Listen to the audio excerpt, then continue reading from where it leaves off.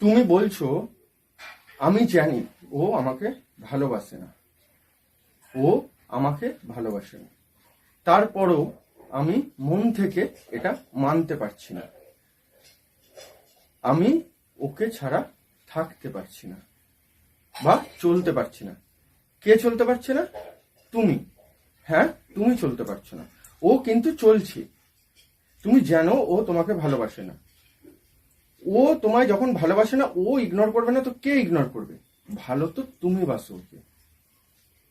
তার সত্ত্বেও তুমি কি চাইছো? নিজেকে কষ্ট দিতে, কারণ কষ্ট পেতে তুমি ভালোবাসো। তোমার অনেক অনেক ক্ষতস্থান আছে, যে ক্ষতস্থানগুলোকে খোঁচা দিতে তোমার ভালো লাগছে।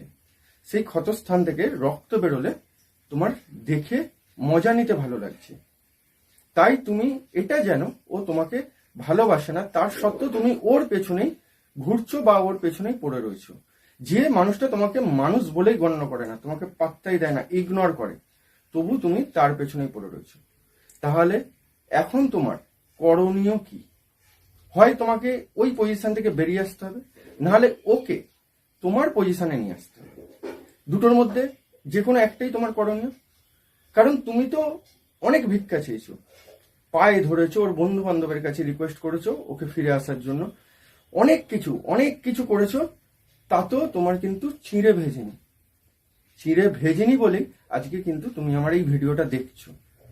তুমি একটা সুরাহা চাইছো, আর তুমি যদি এই সুরাহাটা চাও যে ও তোমার পজিশনে আসুক, তাহলে ভিডিওটা কিন্তু তোমাকে সম্পূর্ণ দেখতে হবে, কোনো রকম স্কিপ করে গেলে হবে না। কারণ আজকের এই ভিডিওটাই তোমার কিন্তু সুরাহা এনে দিতে পারে। অর্থাৎ ভিডিওটা মন দিয়ে দেখো।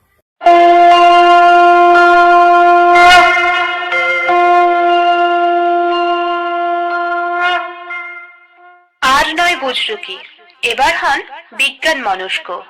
যে বিজ্ঞান দেখাবে আপনাকে সঠিক পথ, আর তার জন্যই বেছে নিন সঠিক মানুষটিকে। ন্যাশনাল ও একাধিক অ্যাওয়ার্ড প্রাপ্ত সকলের কাছের মানুষ শিবদূত শাস্ত্রী।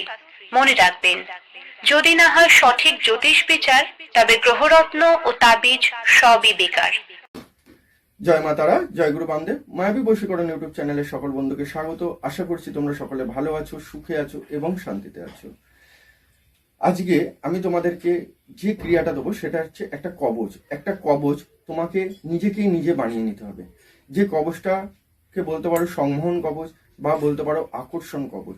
যে কবচটা তোমার ভালোবাসার মানুষকে আকৃষ্ট করে তোমার জীবনে পুনরায় আবার ফেরত আনবে, যার জন্য ওর পায়েও তো ধরে তোমায় ভিক্ষা চাইতে হবে না, আর কোনো বন্ধু বান্ধবের কাছেও রিকোয়েস্ট করতে হবে না, আর আরো যে কষ্টগুলো করে যাচ্ছ তাকে ফিরিয়ে আনার জন্য কিচ্ছু করতে হবে না। শুধু মন দিয়ে শোনো কবচটা কিভাবে বানাতে হবে। আর যদি শুনতে পারো মন দিয়ে, যদি বুঝতে পারো ভালোভাবে, তাহলে আমি একটুখানি বলতে পারি আজকের এই ভিডিওটা বা আজকের এই অনুষ্ঠানটা তোমার একটা সুরাহা করবে। তোমার ভালোবাসার মানুষ অবশ্যই তোমার জীবনে ফেরত আসবে। তো কিভাবে কবচটা বানাতে হবে তার আগে বলবো, কলকাতায় আমাকে অনেকেই পাচ্ছিলেন না, কারণ যেহেতু মাসে একদিন আমি শিয়ালদায় বসছিলাম। অনেক কল আসছিল, অনেকেই ওয়েটিংয়ে রয়েছেন যারা আমাকে দেখাতে চাইছেন। তাদের জন্য আমি বলি, প্রতি বুধবার আমি শ্রীরামপুরে বসছি, পিসি চন্দ্র জুয়েলার্সের অপোজিটে আমি শ্রীরামপুরে বসছি প্রতি বুধবার। অবশ্যই সোমবার, মানে যে বুধবার আপনি দেখাতে চাইছেন আমাকে, অবশ্যই তার আগে যে সোমবার পড়বে সেই সোমবার নাম বুকিং করে নিতে হবে। বুকিং ছাড়া দেখতে পারবো না, কারণ প্রচণ্ড কাজের চাপ, তারপর এই গরম। অর্থাৎ একটা লিমিটেড মানুষকে আমি দেখব, 8 জন থেকে 10 জন করে আগে থেকে বুকিং করে নিতে হবে। আর শিয়ালদায় যেমন মাসে একদিন বসছি, তারাপীঠ তো আছে সবাই জানেন, তারাপীঠে আমি মাসে 10 দিন থাকি, যেমন তেমন থাকছি। তো আসা যাক আমরা এই কবচটা কিভাবে বানাবো। তুমি তো নিজেকে অনেক ক্ষতবিক্ষত করেছো, অনেক রক্তপাত করেছো ওকে ফেরত পাওয়ার জন্য। তো আজকে আর একবার আমি বলছি রক্ত বার করো। অবশ্যই এই ক্রিয়াটা তোমাকে রক্ত দিয়েই করতে হবে। হাত থেকে একটু রক্ত বার করো, কোনো সিরিঞ্জি দিয়ে টানবে না, হাত কেটে একটু রক্ত বার করো, মানে ব্লেড দিয়ে হালকা চিরেও বার করতে পারো, খুব সাবধানের সাথে, কোনো রকম বিপদ যেন না হয়ে যায়, আর না হলে বেলকাটা ফুটিয়েও রক্ত বার করতে পারো। কি করতে হবে, ওই রক্তটা একটা সাদা কাগজে আমি যে মন্ত্রটা বলছি সেই মন্ত্রটা লিখতে হবে ওই রক্ত দিয়ে। একটা দেশলাই কাঠি বা যে কোনো একটা কাঠি নিয়ে নেবে, পেনের ন্যায় ব্যবহার করে রক্তটা হালকা করে টাচ করবে আর লিখবে। খুব অল্প রক্ত লাগবে, খুব সাবধানের সাথে কাজটা করবে যেন না নিজের কোনো ক্ষতি হয়ে যায়। বারবার বলছি, বেশি কেটে ফেললে কিন্তু বিপদ চলে আসবে, অর্থাৎ অল্প কেটে রক্তটা বার করবে। কি করতে হবে, যে মন্ত্রটা বলছি সেই মন্ত্রটা তোমায় লিখতে হবে। লেখার পর ওই কাগজটাকে মুড়িয়ে একটা কালো কাপড়ের পুটলির মধ্যে, মানে কালো কাপড় দিয়ে জড়িয়ে কালো সুতো দিয়ে বেঁধে একটা ছোট মাদুলি দশকর্মার দোকান থেকে কিনে আনবে।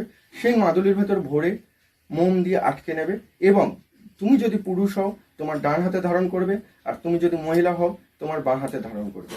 আর যে মন্ত্রটা তুমি কাগজে লিখছো রক্ত দিয়ে, সেই মন্ত্রটা তোমাকে 31 দিন টানা 21 বার করে পাঠ করে যেতে হবে সন্ধেবেলা। বোঝা গেল? তাহলে মন্ত্রটা কি? মন্ত্রটা বলার আগে বলবো, যদি আমার এই ভিডিও দেখে তোমাদের উপকারে লেগে থাকে তাহলে অবশ্যই লাইক করে বন্ধু বান্ধবকে শেয়ার করে দাও। আর যে সকল বন্ধু আমার চ্যানেলে প্রথম যুক্ত হচ্ছ, আমার এই পরিবারের সাথে থাকতে চাইছো, তারা চ্যানেলটি সাবস্ক্রাইব করে পাশে থাকা বেল আইকনের অল অপশনটি প্রেস করে দাও। তো আসা যাক সরাসরি মন্ত্রে।